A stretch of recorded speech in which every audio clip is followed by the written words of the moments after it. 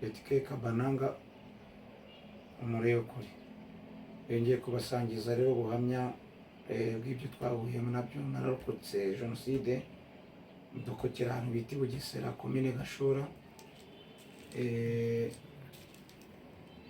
sekiteri nimba ari sekiteri ko babyitaga simbizi mu biryo kugira ngo abazi Gashora murahazi, hafi ya BGM hariya ku mazi. So natakaje abantu bageze kuri 4. Hari mama wacu bamwita Roza, haramwisha mukati josi na musaza we, n'abandi badamu ba Rukumberi, n'undi mwana wapfuye mu nyuma barimo bahunga wa Rodrigue akoraga muri Croix Rouge wahishwe na Fusher kwa Gasasira. Nje kubaganiriza mbabwira ni twibuke twiyubaka. Twahuye n'ibibazo byinshi cyane, iki gihe kiba tugezemo kiba ari igihe kibi cyane cyo kwibuka ibyo twaciyemo, kandi kwibuka twiyubaka byo ni ngombwa kugira ngo tumenyeshe urubyiruko, abakuze, abashisha kanguhe, ibikwerere yuko tugomba kwibuka ko jenoside yabayeho. So jenoside yakorewe ubwoko bw'Abatutsi, kandi byari byagize gute, byagambiriwe, ntabwo ari ibintu by'impanuka. Ni ukuvuga ngo rero turamenyesha abanyarwanda aho bari bose, yaba diaspora, yaba abari mu Rwanda, yaba ari muri East Africa, yaba abari muri bihugu dukikije, gupfobya jenoside ntabwo bizongera kubaho. Nk'uko nyakubahwa Perezida wa Repubulika Paul Kagame avuga ngo ntituzongera gupfa inshuro ya kabiri. Dufite icyizere cyo kubaho, kandi turizeza abanyarwanda yuko dufatanyije n'umukuru wacu w'igihugu, dufatanyije n'inzego z'umutekano, dufatanyije n'abanyarwanda bandi umunyarwanda, yuko tutazongera gupfa inshuro ya kabiri. Dufite icyizere cyo kubaho. Bana bacu nk'ubu nyifite abana bagera muri 16, nabizeza yuko yabejo bundi turamutse dutabarutse tukagenda nkuko afandi we Tubingira yavuze ngo nidutabaruka abana bacu bazasigare mu gihugu twarwaniriye. So twe turimo gusasa tukuva mu nzira, ariko abana bacu bacyari batoya, bagomba kuzasazira mu gihugu base baharaniye ko kibaho. Ni ukuvuga ngo rero Imana y'u Rwanda igataye Rwanda, tubane neza mu mahoro. Ukenye ukize afasha ukenye abane neza na mugenzi wiwe, tubaneho mu bwumvikane mu bwubahane rwose. Amacakubiri, ingengabitekerezo tubireke. Jeremiya wivugira muri kamera ntabwo ari byiza. Ni ukuvuga ngo rero bavandimwe b'Abanyarwanda, turi hano kuri Amuza TV, kuri Kabananga TV, turi abasesenguzi, turi aba YouTubers, tuje guhanurira abanyarwanda tuvuga ngo mugerageze mureke imvugo mbi irembera amacakubiri, kibizongere kubaho ukundi. Jenoside never again, ntabwo izongera kubaho. Jenoside yakorewe abanyarwanda, jenoside yakorewe abayahudi, ari genocide yakorewe abaromaniya, ari genocide yakorewe abaseribe. Ni ukuvuga ngo ikintu cyose cyagiyeho umugambi n'abantu bamwe bakakigambira kibaye jenoside, ariko twe abanyarwanda ntabwo bizongera kubaho. Abanyarwandakazi rero twebwe dutanga ibitekerezo, tugakora icyo bita share na content na commentaire, tugakanda tugakora subscribe aho twavuze nabi cyangwa tutavuze neza mukatwunganira. Ubu ngubu u Rwanda ruratengamaye n'abata n'ubuki, abakoze ibyaha, abajenosideri, imyaka 32 ishize bose twabagira imbabazi, barafunguwe, bari kuba mu mudugudu w'ubumwe n'ubwiyunge.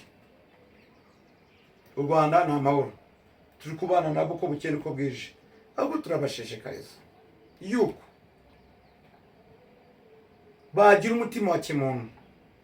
Ubu ni umuntu wakoze jenoside ari inyamaswa, ari igihano cyo gupfa, wamugana igihe cyo gupfa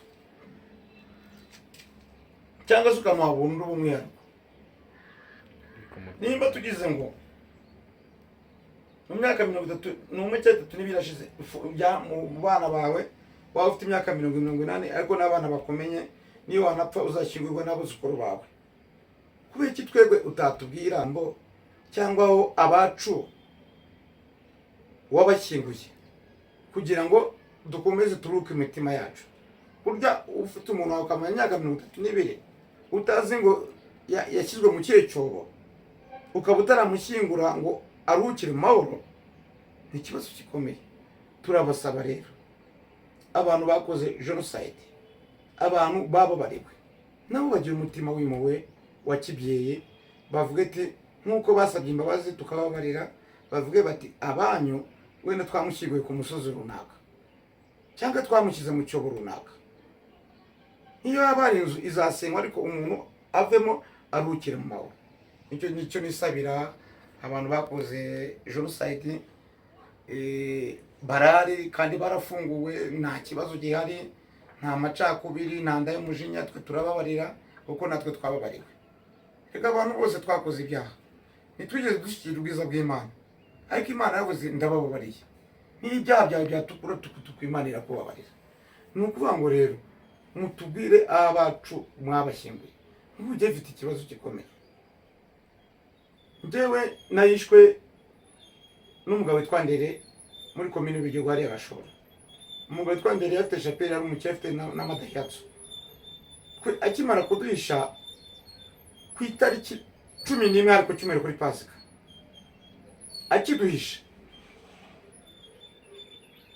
twavuye mu nzu, interamwe zazaza za Rukumbi zose zavuyemo, ariko dusigaye twenyine.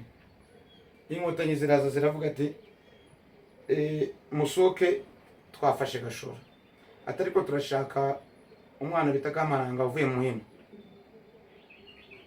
Rwanda ndahari, baramfata baranjyana mbana nabo. Niyo mpamvu njya mbabwira abanyarwanda, ni njyewe nabanye n'abagabo bakomeye. Icyo gihe hari ayoboye Generals Afande Ibengera, ndamukunda cyane, niwe wari uyoboye Karagace. Ngiye yamenya ko nari umwana, ariko nawuze hagati y'abagabo bakomeye. Bambukira ku mitumba rwa Busoro, ikiraro bagiciye, bambukira ku Nturusu, uvuye Gashora ikiraro cya mbere gicika kugihandagaza, forces zijyandagaza Rubona ku musigiti aho abana bigiraga igisirikare hose ndahabona. Ni ukuvuga ngo nari ndi hafi yabo. Burya muzana ukajya ubona umuntu irata igisirikare aba afite kanuni yacyo. Amatwara yanjye nirata igisirikare ko ndagikunda kandi nagikunze nyiri umwana. So ni ukuvuga ngo rero banyarwanda tutagiye muri ibyo ngibyo byinshi cyane, twe turabo turibo kandi tuzana abo turibo. Abana bacu bige neza, amashuri bayarangize. Yari Kabananga Isaac, umuvandimwe w'abanyarwanda w'i Rwanda. Turasaba abanyarwanda kubana mu bumwe no mu bwiyunge no mu mahoro, twirinda ingengabitekerezo n'amacakubiri. Uwo niwo murage mbaraze ku myaka mfite 52, ku bunyamugi bwanjye mfite, ku bunararibonye bwanjye mfite. Sinigeze niba, sinigeze nesikuruka, natunze amafaranga arashira, byari menshi ntabwo abarika. Mukura abo bose bari bashize.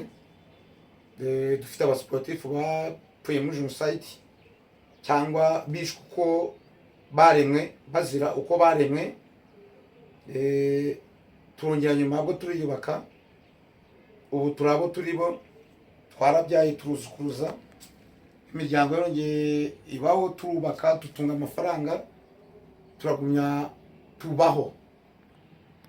Tureke guhembera ingengabitekerezo, tureke imvugo mbi.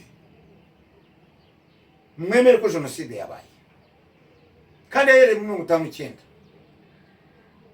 irakomeza irazamuka igera muri 90, irazamuka 94, bashaka kutumaraho ariko bacumuga no mu Kinyarwanda, imboga mbi ntabwo ziva mu cyungo. Turacyahari kandi tuzagumya tube duhari kubw'Imana yaturemye, kubw'umuremyi wacu tuzagumya tube duhari. Kandi umuntu nk'uko perezida w'igihugu yabivuze, utubere ku ruhembe, ntabwo tuzongera gupfishura kabiri. Nanjye ndabirahiye Isaac, ntabwo tuzongera gupfishura kabiri. Dufashanye twese, tubende umunyarwanda, duhugurane, ukoze ikosa tumuhugure, tubane mu mahoro mu gihugu cyacu Imana yaduhaye. Iyi niyo Kanani mutayo. Nka Moses, Imana mwe tukubita urutare rimwe abantu banywa amazi. Moses yari no bakubita urutare gatatu. Imana iramubwira ati, kubera ko utanyumviye nk'umuntu wagwaye kuyobora ubwoko bwanjye, ugakubita urutare inshuro 3, ntabwo uzigera ugira Kanani. Icyo nzagukorera gusa, uzaharebesha amaso nk'uko wagarije ari ukareba Kigali yose, ariko ntabwo uzagerayo. Niko byagenze. Nuko Moses apfira ku musozi Sinayi, ariko Satani aramusaba ati, Imana urabona Moses yakoze amakosa, reka nanjye mwijyanire. Ariko Imana yibuka imirimo Moses yakoze. Imana bati ntabwo bishoboka, nereka rero umwereke ko Moses mukunda. Imana imwimurira mu ijuru. Nuko Yesu ari mu gasamba Getsemane, abonekerwa n'abagabo bangahe? 2. Barimo nde? Eliya nande na Moses. Yesu ari gusenga ibyo byamurenze ntabwo byibuka, abwira abigishwa ati, mwicare hariya muntegereze gato nimusinzire. Moses na Eliya nibo bonekeye Yesu mu ijoro y'abantu 3 babaye mu isi. Hariyo Enoki wagendanye n'Imana imyaka irenga 350, ntiyakora icyaha. Harimo Eliya wishe abantu 450 arwara ishyaka ry'Imana, agendera mu igare ry'umuriro ajya mu ijuru. Harimo Moses warwanye ishyaka akurubita urutare, ariko Satani ashaka kumusaka nawe ari mu ijuru. N'abantu 3 babaye mu isi. Rega Imana ntabwo yanga abanyabyaha. Ushobora kwirwana ishyaka ugashutuka wigiriye mu ijuru, kandi abantu babangura umunyabyaha. Yari Kabananga TV, umurebe kuri inshuti y'abanyarwanda, umugabo w'ibitekerezo. Ibiganiro byacu nakagaruka, nomero zacu ni 0782558681. Amazina warazishyiraho munaza kuzibona hasi. Amazina ibariyo ni Imana ishima Isaac. Turasuhuje aba diaspora bose, dusuze. Imana ibaho rebe icyoroshe kandi bongera umugisha.